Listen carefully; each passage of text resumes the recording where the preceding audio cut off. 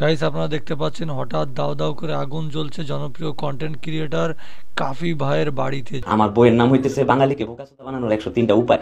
গাঁদা ফুল নিয়ে আসবেন, কারণ আমি নিজে গাঁদা, আর আমি গাঁদা মার্কা কথা লিখছি। আর ভাইরাল হয় এবং পরবর্তীতে অনেকেই তাই কয়েকদিন আগে যে ভিডিওটা ভাইরাল হচ্ছিল এবং সোশ্যাল মিডিয়াতে এখন সব জায়গাতে ভাইরাল কাফি ভাইয়ের বই, হ্যাঁ ক্ষমা করবে না একটা বই উনি লিখেছেন, সেটা নিয়ে যার যা মন্তব্য এসেছে সে তাই লিখেছেন, অনেকজন অনেক কিছুই লিখে দিয়েছেন, ঠিক আছে। তো আসলে বইটা যদি ভালো হয় তো ভালোই লিখবে, সবাই ভালো বলবে, আর যদি খারাপ হয় তাহলে খারাপ বলবে, এটাই স্বাভাবিক। তো সকাল সকাল একটা নিউজ দেখে কিন্তু আমার খুবই খারাপ লাগলো, জানি না ভাই কে এই কাজটা করলো।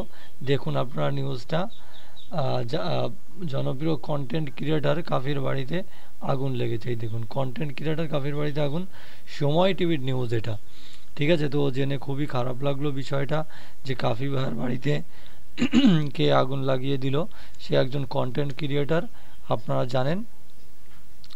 তো জানি না এই ওনার বইটাতে আসলে কি লেখা আছে, আমি নিজে পড়িনি, এমনি যে জাস্ট ভিডিওতে দেখেছি। তো আজকে আমি বইমেলায় যাচ্ছি ওনার বইটা কিনতে, তো কিনে নিয়ে এসে আপনাদেরকে জানাবো আসলে, এবং পড়ে পড়ে দেখাবো বইয়ের ভিতরে কি আছে, ঠিক আছে।